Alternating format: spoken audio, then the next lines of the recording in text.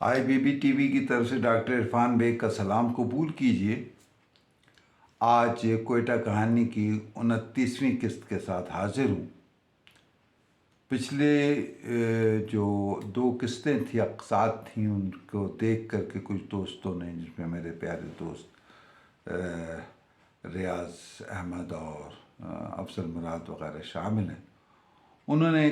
कहा कि इसमें कोयटा की महफ़िलें और मौज़ूआत जो हुआ करते थे उसके बारे में भी कुछ थोड़ा सा वो कर, तो कोशिश करूँगा कि उसका अहाता कर सकूँ। वाकई ये अहम है कि उस ज़माने के, उस दौर के लोग कैसे सोचते थे। जहाँ तक कोयटा की मैंने बताया कि तारीख़ को अगर हम लें तो कोयटा 1878 में कायम हुआ। अंग्रेज़ ने यहाँ पर ये शहर और फिर छावनी। बलूचिस्तान में तो हमें बोलान के में जो रेलवे लाइन बिछाई गई, इसमें जो है मिर्ज़ा हादी रसवा, उमराव जहां अता के नाबिल निगार, वो उनका ज़िक्र भी मिलता है। लोरा लाई के हवाले से भी ज़िक्र मिलता है, वहाँ पे भी अदबी महफ़िलें होती थीं। और फिर जाफ़र ख़ान जमाली के जो सेक्रेटरी थे वो नसीम हिजाज़ी थे, जो बहुत इस्लामी तारीख़ी नावल निगारी और फिर कोहिस्तान अखबार के हवाले से।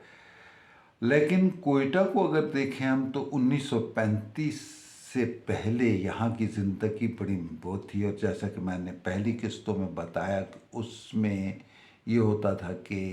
सिब्बी पर बाकायदा पूछगछ होती थी कि अगर आप कोयटा आ रहे हैं तो किस मकसद के लिए आ रहे हैं। अब ये हवाला इतनी पाबंदियाँ थी कि उस वक्त किसी किस्म का कोई महफ़िल, मजलिस, अंजुमन साज़ी, चाहे वो अदबी हो, समाजी हो, हालांकि 1896 में म्यूनसिपल कमेटी कोयटा भी बन गई थी, पाबंदी थी कोई। उसके बाद शुरू में कुछ बातें हुई 35 के ज़लज़ले के बाद। हकीकी जो अदबी सरगर्मियों का और मजलिसी ज़िंदगियों का आगाज़ बहरहाल पाकिस्तान के बाद हुआ। उसमें सबसे अहम चीज़ जो साइंस कॉलेज है, जो आज का साइंस कॉलेज, उस वक्त गवर्नमेंट कॉलेज था। इसके स्टूडेंट उस वक्त अताशात और हकीम बलोच जैसे और लिखने वाले, एन सलाम एक अच्छे शायर, फिर जहाँ तक बलोची और उर्दू और उसके हवाले से गुल खान नसीर, फिर मीर मिठा खान मरी, मलिक पनाह और ऐसी शख्सियात कोयटा के अंदर मौजूद थी जो अपने अपने शोबों में, अपने अपने उसमें बड़ी अहमियत रखती थी। जो बैठकों का जिक्र मैंने पहले भी आपसे कहा कि वो जो ताहिरा बाकी के वालिद जो चीफ जस्टिस नहीं, उनके वालिद हनफी बाकरी साहब, उनको अदब का बड़ा एक आता। आर्चर रोड के कोने पर उनके घर में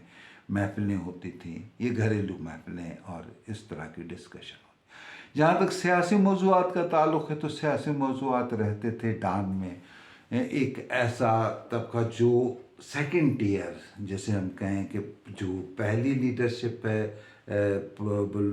बलोच पश्तून और वो सियासी उसकी, और उसके बाद के जो है वो बैठते थे। फिर कुछ ऐसे वो थे, पर्सनैलिटीज़ थे जिनकी अपनी महफ़िलें, उसमें निजी गुफ्तगू भी होती थी, दोस्त अहबाब भी होते थे। एक बात याद रखिए कि उस वक्त डान अखबार जो था पहले तो आता था जनाब अली बोलान मिल से, और अंसारी बुक स्टॉल जो फातिमा जिन्ना रोड, अपना प्रिंस रोड पर और मोतीराम रोड के किनारे पर नौकर पर पकौड़े वाले की दुकान के साथ अब भी है, वहाँ फिर जहाज़ PIA से आने लगा। तो PIA से भी जब आता था तो उसको पहुँचने के और उस तक लोगों के घर तक पहुँचने में 2 बजे 3 बज जाते थे उसके। फिर न्यूज़ वीक और टाइम्स, ये 2 हफ्ते रोज़े थे। और गोशा अदब इनको मंगवाता था। मुझे याद है कि अच्छे जो पढ़े लिखे लोग थे, जिनमें नवाब अकबर ख़ान बुगटी भी शामिल थे, वो इतने प्यासे हुआ करते थे कि वो, उनको मालूम होता था जैसे ही वो पहुंचा वैसे ही उनको इत्ला मिलती थी, और वो ख़ुद चले जाया करते थे, वहाँ बैठते थे, किताबें और भी देखते थे, और फिर वो पढ़ते और उससे गुफ्तगू भी होती। پھر جب ہم نکلتے ہیں تو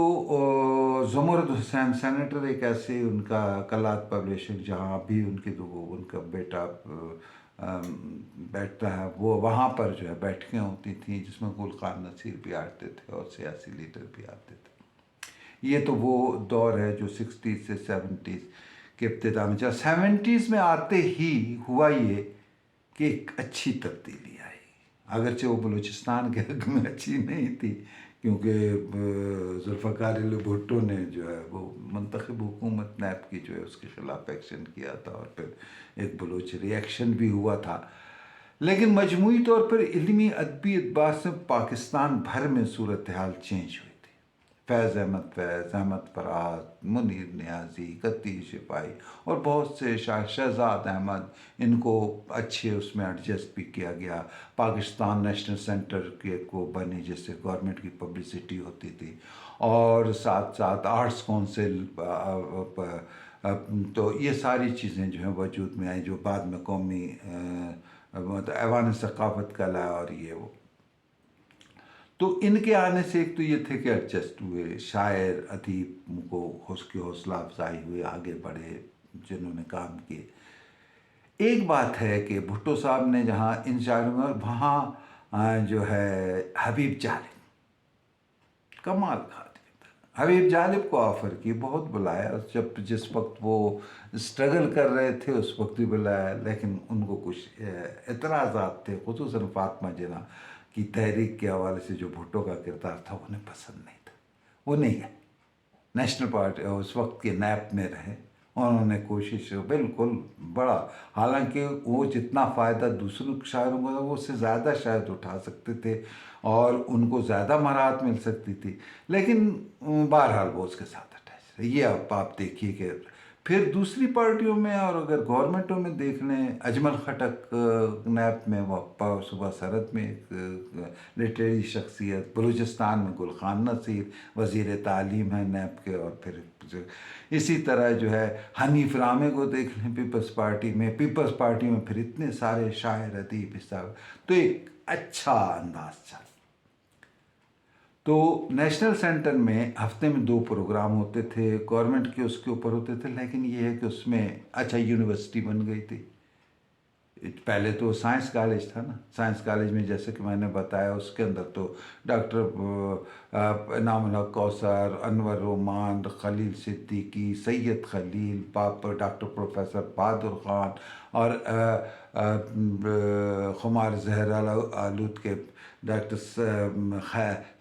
سید خلیل، یہ سارے کے سارے لوگ تھے. یونیورسٹی بنی تو پروفیسر مشتبہ حسین، شمیم احمد، قرار حسین جو یہاں سائنس کالج کے گورنمنٹ کالج کے پرنسپل تھے، وہ وہاں پر وائس چانسلر ہوئے. تو پھر انہوں نے پلاٹ وہاں سے آئی. اسی طرح سحر انصاری اور پھر کوئٹہ کے اپنے خاتم مرزا، عین سلام، ادا شاد، نور محمد ہمدم، دوسرے شاعر بلوچ. اسی طرح جو ہے جب بلوچی اور پشتو اور براوی ڈپارٹمنٹ کھلے تو جو ہمارے سینئر موسٹ شاعر ادیب ان کا ایک اپنا تو ہم آہنگی ایک طرح سے، پھر Baloch academy, Pashto academy, Brahui society, یہ ساری کی ساری آہستہ آہستہ جو ہے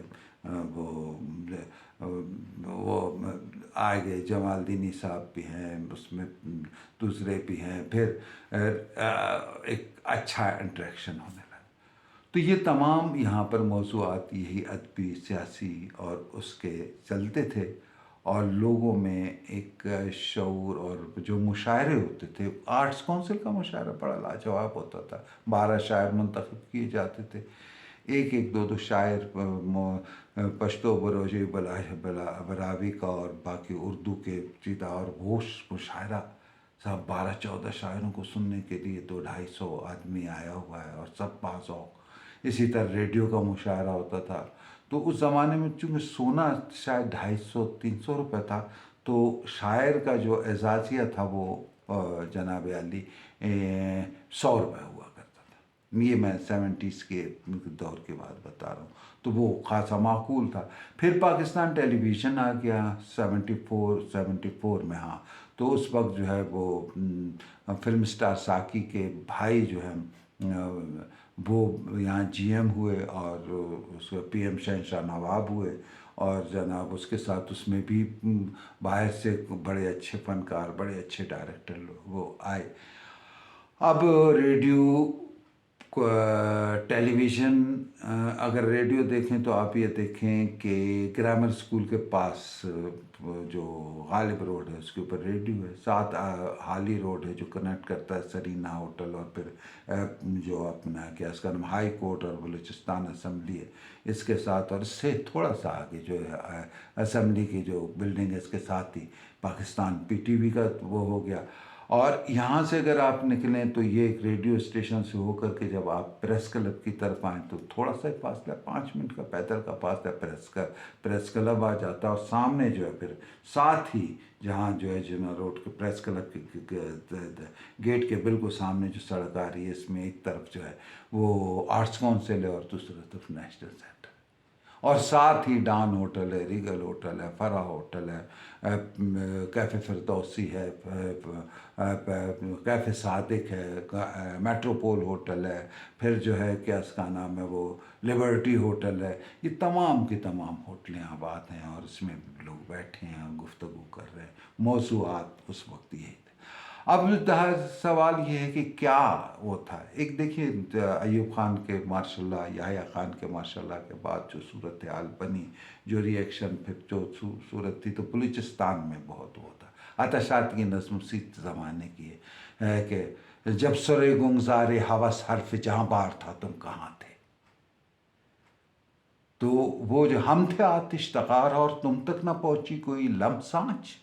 یہ وہ زمانے میں وہ پنجاب اور سندھ کے وہ دانشوروں اور ان کے اوپر ایک ٹانٹ بھی تھی، ایک طنز بھی تھا کہ جو کچھ ہو رہا تھا بہرحال اسی انداز کی، لیکن یہ تھی گھٹن نہیں تھی، باوجود اس کے کہ ذوالفقار علی بھٹو بہت بڑے لیڈر تھے، ٹھیک ہے، لیکن بلوچستان میں وہ جو جمہوریت اور اس نے اپنے آخری خط جو بے نظیر کے